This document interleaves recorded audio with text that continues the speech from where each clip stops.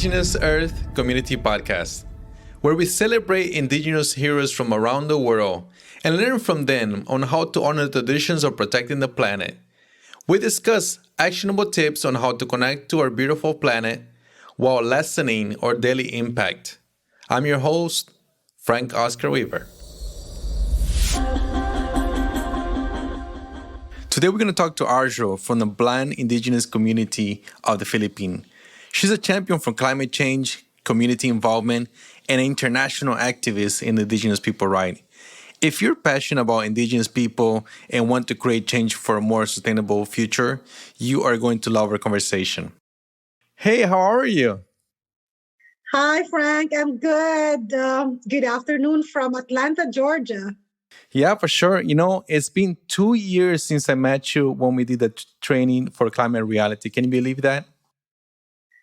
I just realized it when you told me that it's been exactly like 2 years when we were done for the 3 days that we were here in Atlanta. And I'm so happy to have met you and the rest of the group members and all of the people that we came along in some of those sessions and get to know. That was really like life-changing event, and getting to know people who cared more than ourselves, but also for our environment and the world that we live in. So I'm thankful because of that event. I came to know you and get to know your passion and appreciate life more that we live each day. Yeah, for sure, and I'm glad to connect with you.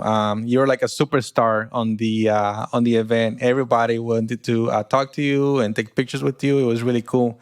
And let me show you something here. This is a pillow that my friend Monica made with the with all of us. I don't have that. It's cool, right?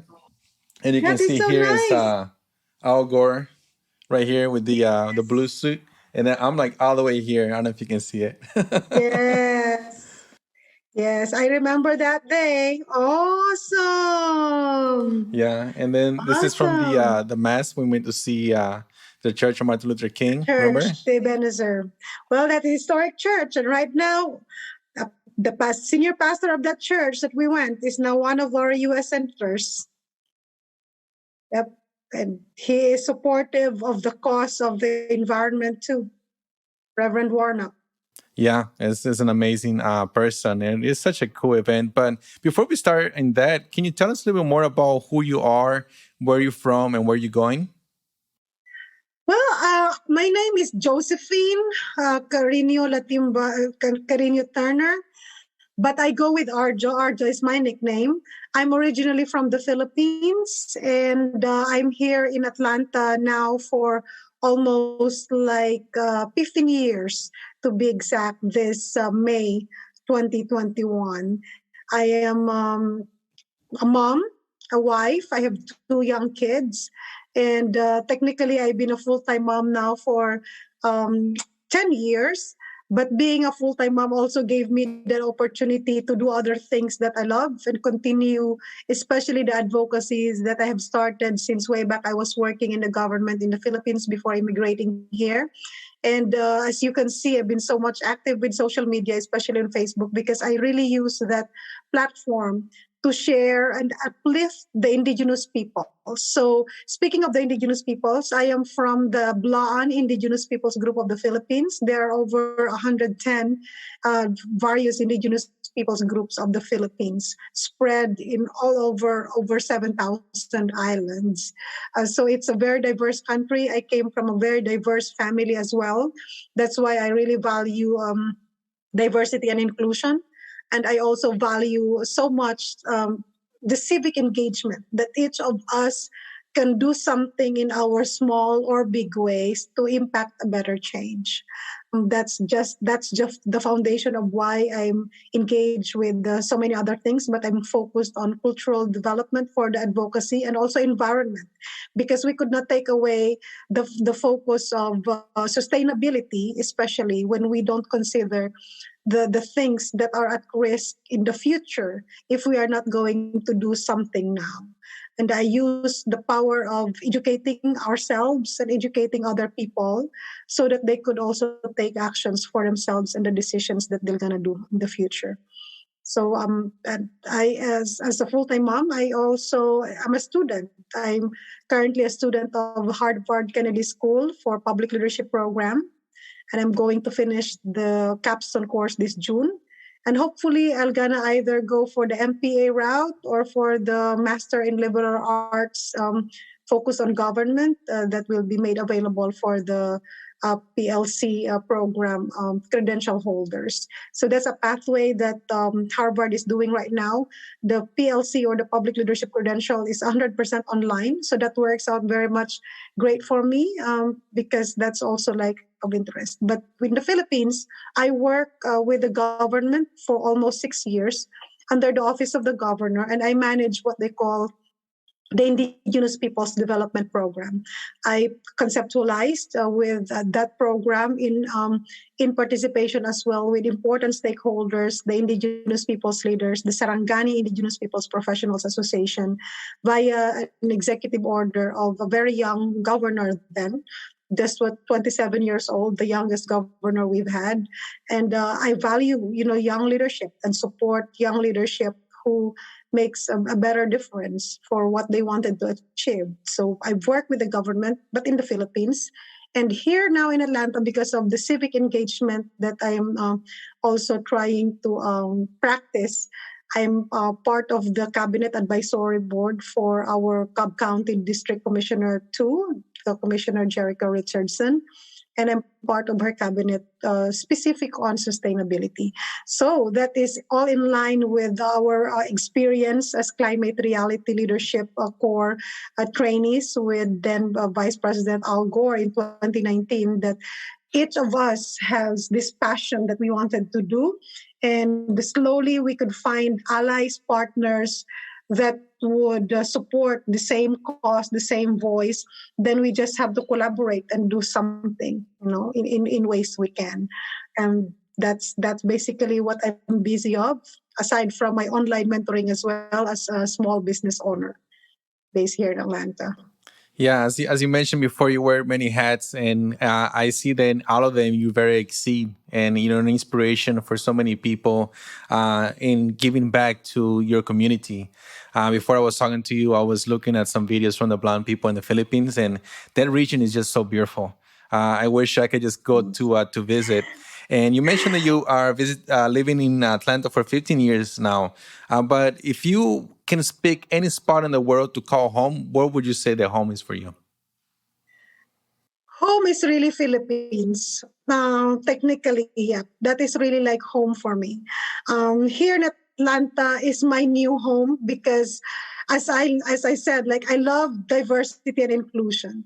So when I was still in the Philippines, I really desired, what would it be like for my next generation if I would marry another race? Another nationality, and that brought me here in Atlanta. But I met my husband when he was on a mission trip in the Philippines way back in 2002.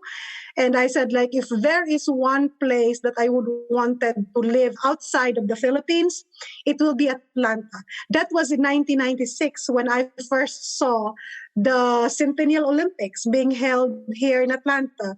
And I was in my college dorm. I can still remember we were able to see the opening of the Centennial Olympics. That was huge. And I was in my first year college. And I said, wow, what will be life to live in Atlanta? If there's anything in the world where I would wanted to live, it will be like Atlanta, aside from the Philippines. And I am here. It's so funny. I am here. And why I love Atlanta, I think because of the civil rights movement.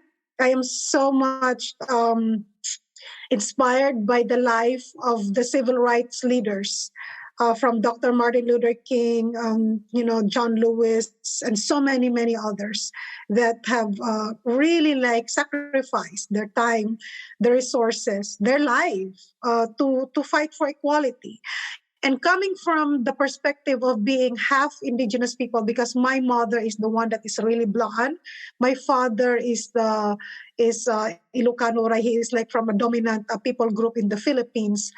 I can empathize somehow the cause for uh, the right for equality, because indigenous peoples in the Philippines, we experience still the discrimination, but not like the discrimination that I'm seeing here in the USA for people of color. Yeah. Wow, that's very heavy when the people here in what is considered a free country has more discrimination what in other countries that people here think that is not the way, right? A lot of people think that United States, hey, land of the free, there's no discrimination, everybody's equal here. But you're coming from a place where indigenous people were discriminated against, and you can say that, hey, United States, like we have a lot of work still left to do. Yes, exactly. Because these are the like coming from as an immigrant coming to the USA, these are the things that we don't see. All you can see are like all of the good things, all of the good life, all of this nice stuff all over the world. But you don't really see the people struggling on the streets. So before becoming full-time mom, I work in a nonprofit organization in downtown Atlanta for 2 years. It was called CareNet Pregnancy Resource Center. And I was an operations manager for that center. We do counseling for men and women who are in crisis pregnancy situation. Now, as a person, personally, I am a pro-life. Like I choose life for no matter what, if that will be mine. But I learned that I could not decide or choose for other people, that I have to respect for what the people's choice is for their life because I'm not in their shoes. So this work experience made me realize really of the issue of abortion, which is very personal and not political. It is very divisive one, but it made me understand the USA that I don't see when I was in the Philippines. It made me understand the homelessness. It made me understand people who are hungry. But it also made me appreciate this country who has lots of services for people to access, actually. Available resources out there for people to access for those in need. But sometimes, so many people that don't know that these are available resources. The pregnancy center that I was with, it's a free. You can go there, have your ultrasound done. You will not be discriminated for whatever you are. But what we do is that we really just share the value of life and we do counseling. But at the end of the day, it is just our prayer that the person that we have counseled will choose life. And we could not tell the person otherwise for whatever personal decision that they're gonna make for themselves. But we're gonna provide services, free ultrasound, and basic necessities for those who are going to choose a life for their unborn child. And it made me appreciate the kindness. The kindness of the American people is also enormous. But there are also some who are very discriminatory, no matter what. And as I said, that is a human behavior that is not unique only to one country, because each country, each people group have our own flaws. And we'll just have to, realize that that's the kind of world that we live in, and continue on our individual pursuit for happiness, at the same time treating others for equality and justice and respect, mutual respect, even if to the point that you really don't agree with another person, but you can still respect the other person, because no one is perfect. This world is not even perfect. So we just have to really live with what we have, live with the people that we are having fundamental differences with, and especially like in the issue of climate change. So many people don't think that climate change is real, because especially some of hyper religious people, they thought that it's all divine intervention for things to happen. Like I am a Christian, but I also believe in science.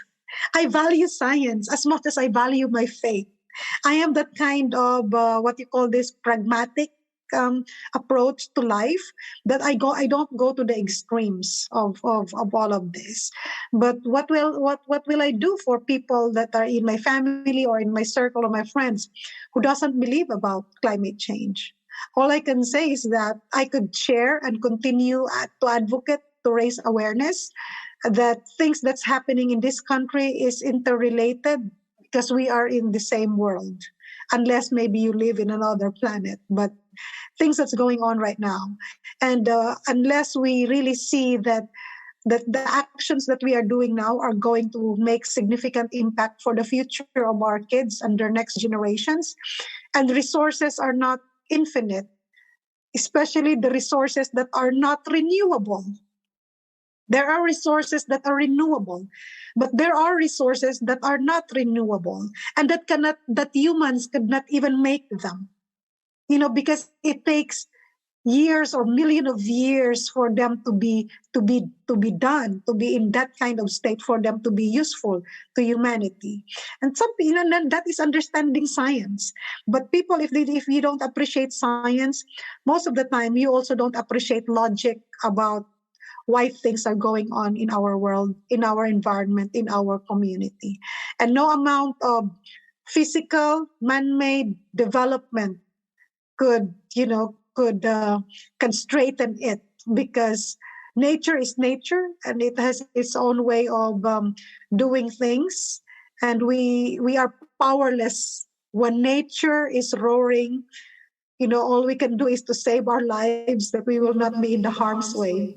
Yeah. That's just it. Yeah, with the hurricanes, becoming stronger by the effects of climate change. But what inspired you to attend the training for climate reality?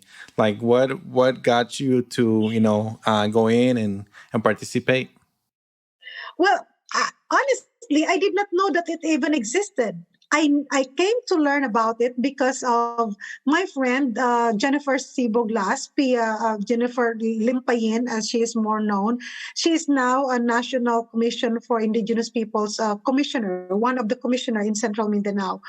So in 2019, she told me, sis, I'm going to Atlanta. I'm going to attend this training. And then she sent me the link for the climate reality. And she said, wow, that's great. I wanted to host you, and I wanted to be your driver, because, the Georgia World Congress Center is just near us, around less than 30 minutes drive from us. But when I went to the link, and the application is still on, I applied for myself and I got accepted. So I did not know about Climate Reality Project until 2019 because of my friend. So we invited her to come over, and then at that time we have a partnership. My organization here in Atlanta have a partnership with Fernbank Museum, wherein we do cultural exhibitions. So I was able to invite her on top of the Climate Reality event that I will be hosting. My family is going to host her and her husband, because we have this collaboration. So she's gonna attend 2 events actually in Atlanta, as a princess from her indigenous peoples group, and loaning her cultural materials used during their traditional wedding at the Fernbank Museum, and then attend the Climate Reality Leadership Training Core. So it was only in 2019, around January going to February, that I came to learn about this training, and I got accepted, and I was so happy, and it just made me super blessed, feeling super blessed, and I get to know different parts of people. I thought that was really like a divine providence, because if I could have known it later, maybe I will be traveling in another state or in another country just to attend it. But it was here in Atlanta. So what a blessing that could have been. And then right now with the pandemic, they're offering it virtual. But there is really that great experience when we go physical. Our events, our interaction, nothing replaces that, the physical interaction that we're able to do, to go to the sessions that you like, and interact with people and meet with people and really talk to them, and these presentations and the panels up on the stage. I think that can never be replaced by the virtual mode. It's not that you are, degrading the quality of the material that you're going to learn is there, but I think the experience is still very much different. So I am so much blessed that I got to know climate reality, and then I get to know some people from my county. So the climate reality training has been an opening door for me to meet people, advocates, climate reality advocates from my Cobb County, and then I get engaged in our city level for the same people that I got to know because of the climate reality training. So it's like one thing leading to another, and these are really great experiences of building friendship and collaboration and partnership and being engaged in our city, primarily because of the climate reality experience. Yeah, it was awesome, and I agree with you. Just being in person and seeing people and talking is something that we cannot reach with these online videos as much as we want to. But I'd highly recommend if you want to take the classes, the training. It's gonna be happening soon. You can apply. If you have any questions, you can to reach out to us. We'll be happy to help you because you learn a lot. You learn a lot about the science, but you also learn about how to tell your story and how you're being affected by the climate change and seeing Al Gore speak. I mean, that was amazing. And going to that church, I know we kind of mentioned a little bit earlier. For me, it was very powerful, to know the history of everything that went there and hear the faith leaders. I remember it was so many different faith leaders that spoke that day.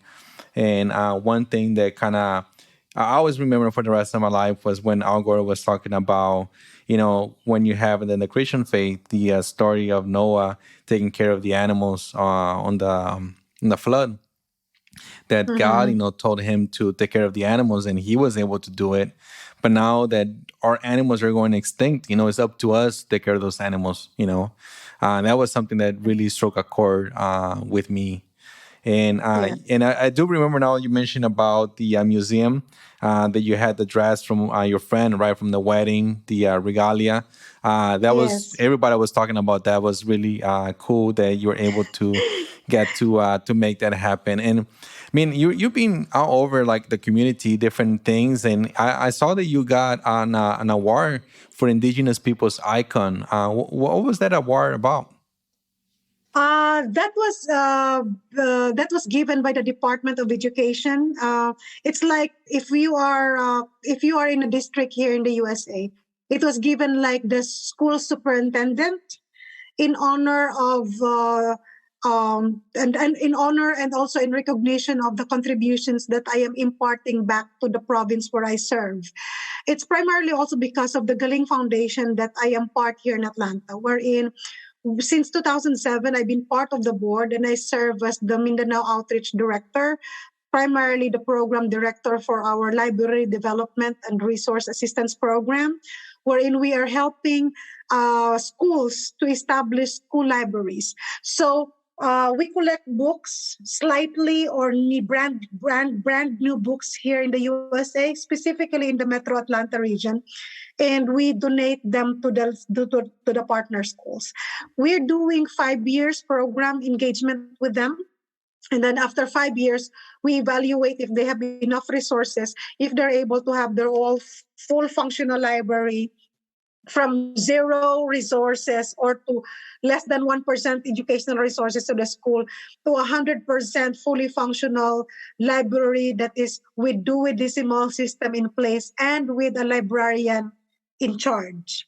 So that's the kind of the thing. Then I was able to also facilitate Delta Airlines, a project collaboration with some of the schools in 2013, wherein Delta Airlines have donated over 10,000 amenity kits that benefits first graders and second graders. And over the years of just impacting the education, that's why I said, like, I value education so much. I value achievements because these are the driving force for people to do something better, to do something different for their community, to benefit the greater public good.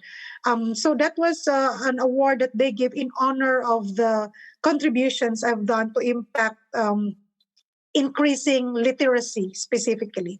And because Philippines, English is kind of like, or we talk Filipino or the Tagalog, but English is a major part of our language. Most Filipinos, you can talk to Filipinos in English. Basic conversations we can carry along conversations. That's why so many Filipinos are so all over the world, because our human resource is our biggest export to the world.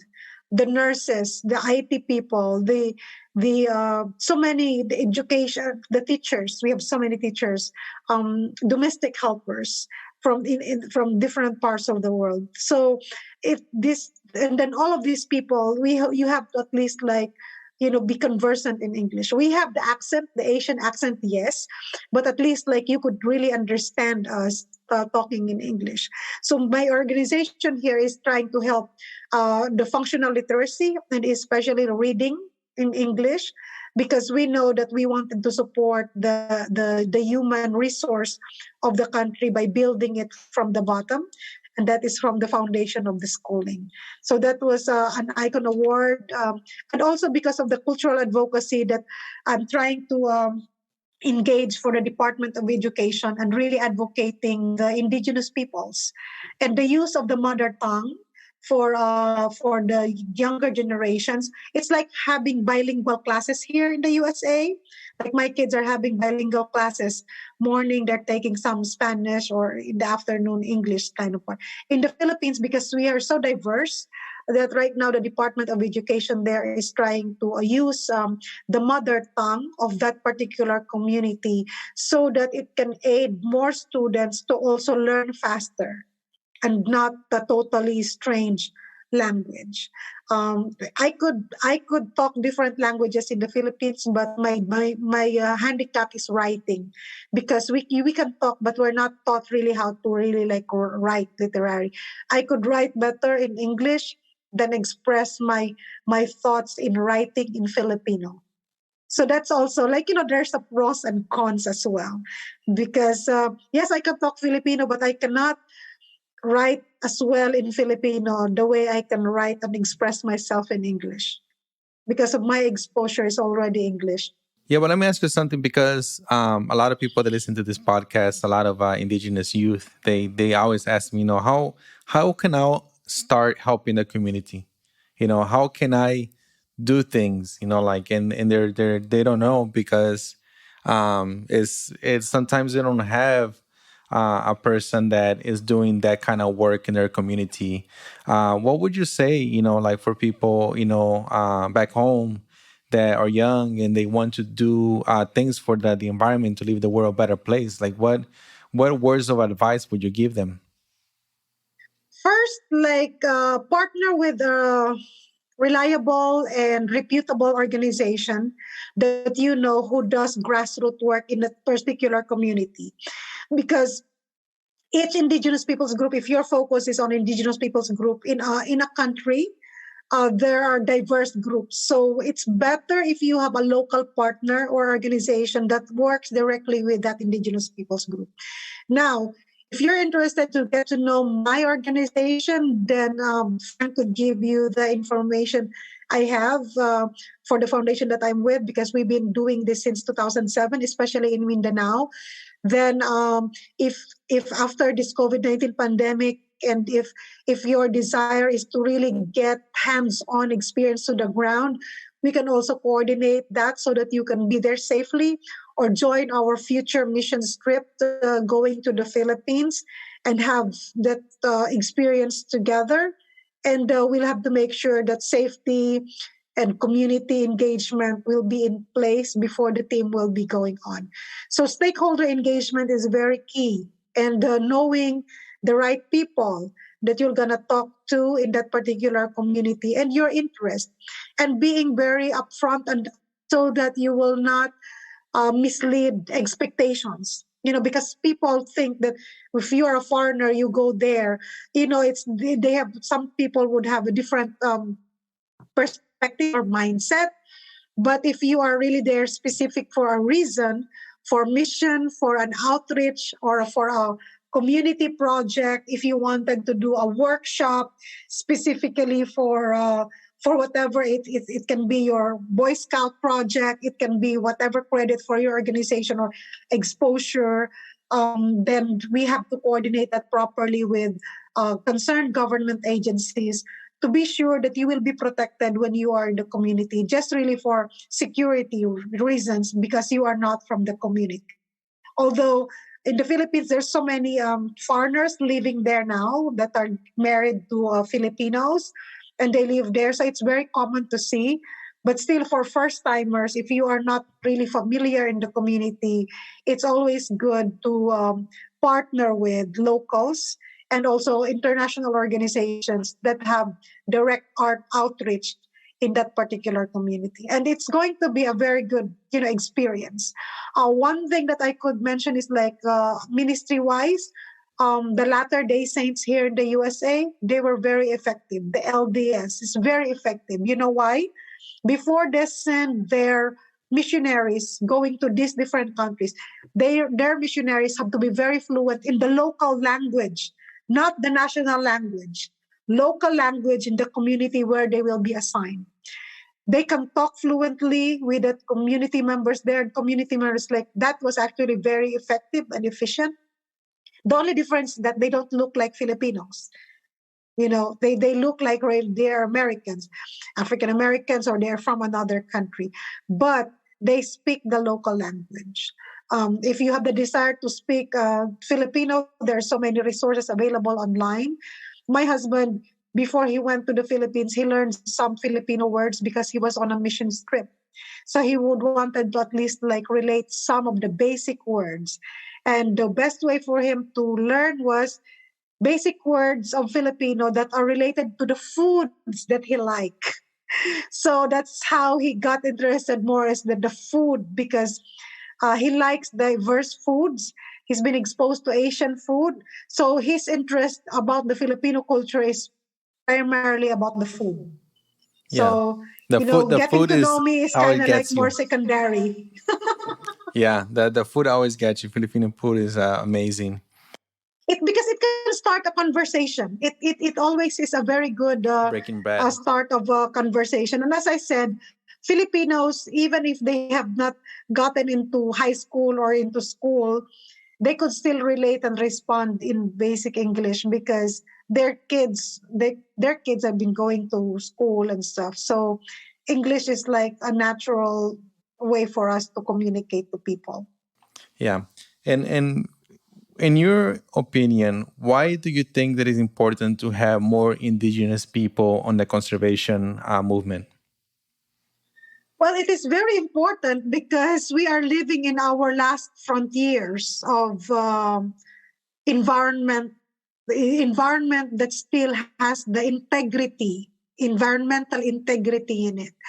Indigenous peoples lives in ancestral domains mostly. In the Philippines, there are so many problems right now for the encroachments of developers, the migrant settlers into the indigenous people's domains. And it's really getting more complex and complex because of land grabbing and titling of lands that the indigenous peoples did not know. So we need to have more advocates that are not only with passion, but also technical. What I mean is, when you say technical, is that you're able to really like deal with this problem in a way that you talk scientifically and in a way that you talk logically for people to listen to you. Because so many people don't listen to indigenous peoples because they think that indigenous peoples are uneducated, quote unquote, illiterate, quote unquote. Because they thought that our elders don't cannot say anything because they have not gone to school. So the rising up of the younger generations that are advocates for on behalf of our indigenous traditional elders is a trend right now that's going on in the Philippines. And then getting engaged not only in the community level but also in politics. So many indigenous peoples now are also being represented in the governance structure compared to before. So just like here in the USA, the appointment of Representative Holland for the Secretary of Interior is something to celebrate, because she is from the Native American group. And then for so long that this country, if you are not a Native American, you are actually an immigrant or a descendant of an immigrant. So the Native Americans are really the ones that would say they are here before anyone else. And then the concept of your land is being discovered. How can you discover something when people are already thriving with rich culture there? So this kind of perspective, on an external perspective, going down to that community level. I'm living both worlds because I'm a product of two worlds. I'm a product of the traditional cultural community on my mother's side. Half of me is also the migrant settlers side of the father. But how our younger generations, I grew up more on my mother's community, and in that environment of where your sustainability is all dependent in the environment where you live in. Right now, sustainability is not all that. You could not just sustain everything from your own community, because your land resource is not growing. And then the diversity of your land before is not the same as the diversity it is now, because big companies are getting into your community and they're having this monocropping. They're having this multinational corporation that plants only one crop instead of diverse crops. And I'm an advocate as well of upland rice resource management, because when I was growing up, there were over hundreds of varieties of traditional upland rice that the indigenous peoples are growing. But with the trend of going into pineapple plantation, going into the high value crops plantation, these genetic materials from our community are lost. So that is loss of diversity, loss of sustainability, loss of biodiversity. So much loss have happened in the community because we wanted to achieve development, quote unquote. So this concept of there's the lack of balance for this development at the expense of what? At the expense of the culture, at the expense of the environment, at the expense of the future generation to sustain what they can sustain that is being left for them. And some of my family members are going back to our farms. They're sustaining that. They're living in our ancestral domains.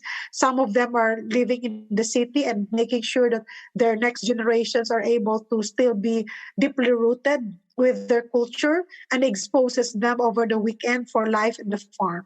But I also have still lots of family members that are really farm-based life, like the raw organic kind of farm. But when I went to the Philippines in 2019, there's a massive shift of let's say like natural resource diversity in the communities I've grown. The communities where I've grown, where it's like there was corn, there was diverse crops growing in the farm. Right now it's dominated by pineapples. And guess what? When there's heavy rains coming, flood is the biggest problem. And flooding that also impacts downstream, the city level, and so many other people. So people are not able to see that because they see the big profit, but there's the neglect to have the balance of both. I think is there's just too much of this now because this is the one that makes you money. Yes, now, but in the long run, no, because your soil are going to be deprived of other nutrients, and you will have a more highly input intensive farming systems that before you don't need those high inputs. So now you have to depend on infusing for synthetic fertilizers for you to be able to grow your crop, which was not the situation 30 years ago. Because the land that you have is so rich, balanced with its pH, balanced with its acidity, it's able to sustain your crop. This time, no. There's that imbalance even with soil, with respect to the soil. But as I said, I am a Christian, but I also love science and I believe in science. And science, understanding science is very important in how we live. with our environment, so that we could appreciate that the things that's going on from one community is not just exclusive to another community, because our ecosystem is so much integrated and so much interrelated, macro level and micro level.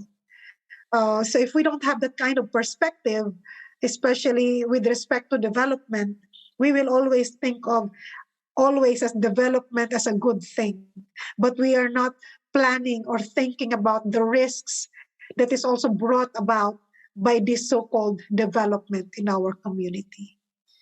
Flooding, boy, my gosh, it's like landslide, those kinds of things. Rivers that are so wide before, now it's like just a stream.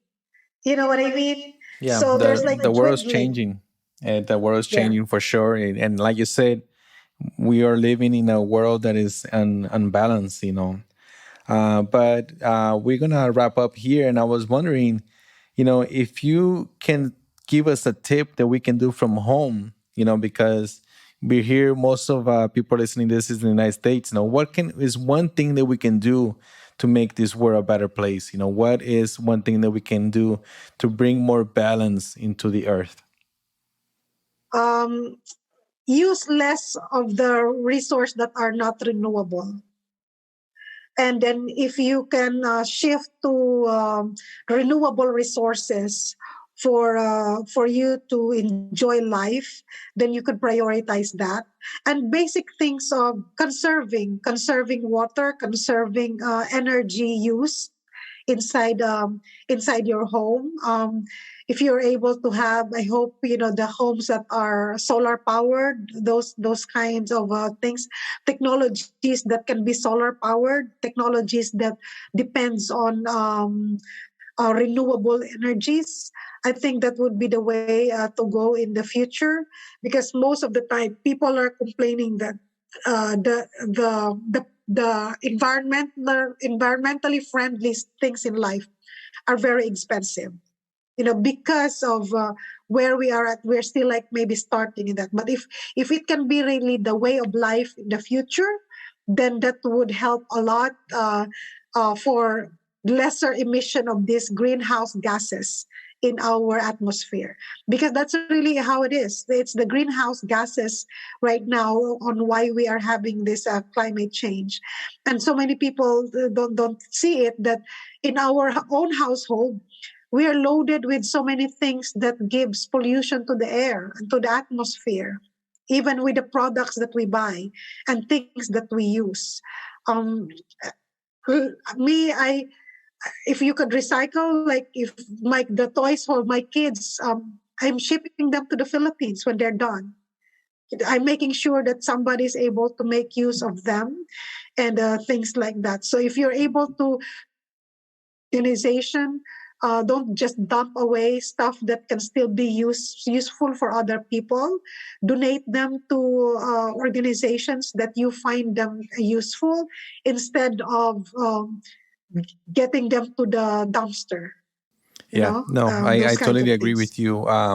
My wife, she had a big collection of Beanie Babies, and we don't know what to do with it. And we put in free on Craigslist, and this couple reached out to us like, "Hey, we want to take that, and we're going to take it to the Philippines to orphanage."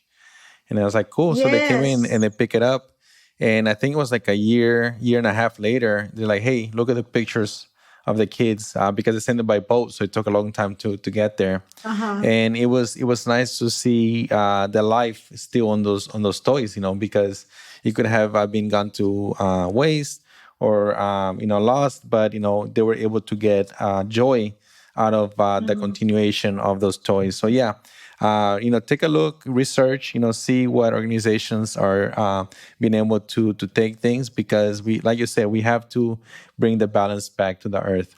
And I want to thank you Yeah. so much for taking the time to talk to me. I'm always so impressed by everything you do. You're very involved in your community, and I feel like you are an inspiration that more people can aspire to. So thank you. Yeah, well, thank you so much. As I said, like here in the USA, I'm really like starting to learn because I'm very much interested with how you can contribute to your community. For me, foremost, number one is I have to know. I have to know and understand the environment where I am at right now, the dynamics that I have to deal with, because the culture here is different pretty much from where I came from. So with the role of a sustainability advisory cabinet member for our Cobb County District Commissioner 2, I find it a way where I could advocate the things that we have learned from the climate reality, because sustainability is one big thing, and it is climate change is big part of that sustainability for the future generations. And I said, like, civic engagement is very important. That's why it's important for me to learn to know the dynamics, the governance, understand, respect the institutions, how things are working, and how I best can support or advise our Cobb County Commissioner. Hopefully, that our Cobb County later on will do a sustainability initiative at the county level. And it is an adaptive work. It is not going to be an overnight. It does not need. It is not a technical fix, but it's going to take leadership among all of the people concerned. And civic engagement, Frank, things that you're doing right now, this can help so many other people be enlightened that we don't need to wait for other people to do something. In our own way, we can raise really awareness. And that is, we have so many free resources that we can make use and share knowledge and share love, that we care for the world and not just about ourselves. So thank you so much for this opportunity. Maraming salamat. That is thank you in Filipino. Thank you so much, and I'll be seeing you soon, okay? Stay happy and healthy. Bye-bye. Bye.